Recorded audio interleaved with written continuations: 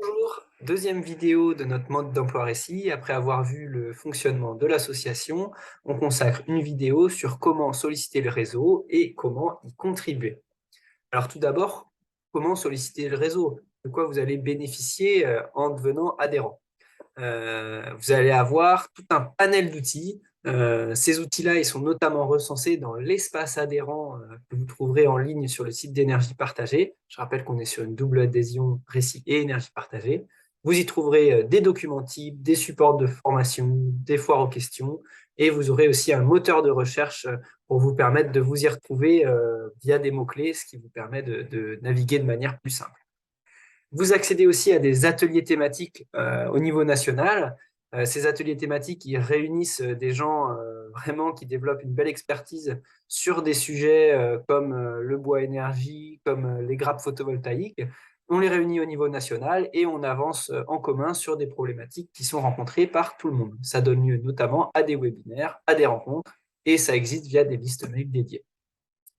Vous bénéficiez aussi des partenariats qui sont travaillés à l'échelle nationale avec, par exemple, la Maïf ou encore l'ANEF, avec EPIS également pour avoir des outils d'exploitation et de suivi de l'exploitation.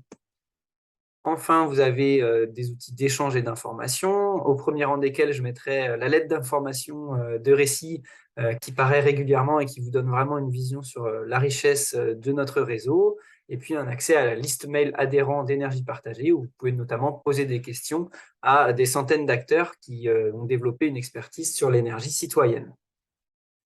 Pour vous faire part aussi d'outils, on a des outils qui vont vous permettre d'asseoir votre communication et votre notoriété avec l'apparition sur la carte des projets d'énergie partagée, et puis des outils plus opérationnels avec par exemple CoPub qui va vous permettre d'asseoir la collecte et la gestion du sociétariat. Dans Récit, on organise des formations et des événements. Avec votre statut d'adhérent, vous pouvez participer gratuitement à toutes les formations. Il y en a une par mois sur des sujets très larges, aussi bien la communication que le modèle économique d'un projet.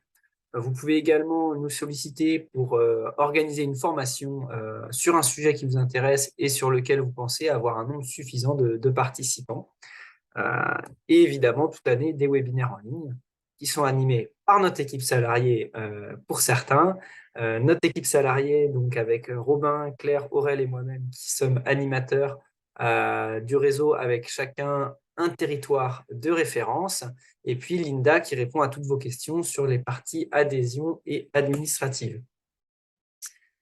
Pour contribuer maintenant au réseau et enrichir notre boîte à outils, vous pouvez tout d'abord partager vos expériences en répondant aux questions des autres adhérents, en témoignant lors d'événements qu'on va organiser, mais aussi en mettant à disposition les outils que vous avez pu développer, en faisant connaître les énergies citoyennes sur votre territoire et puis en relayant vraiment, je vous encourage à le faire, les informations qui sont transmises au niveau de récit, en les relayant aux autres membres de votre collectif, à vos collectivités et vraiment à faire connaître finalement l'énergie citoyenne.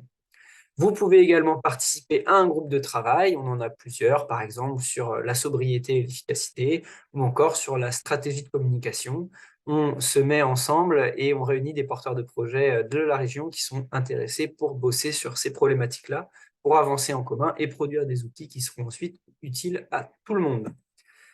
Vous pouvez participer à la gouvernance en prenant part à l'Assemblée générale chaque année pour les grandes décisions stratégiques.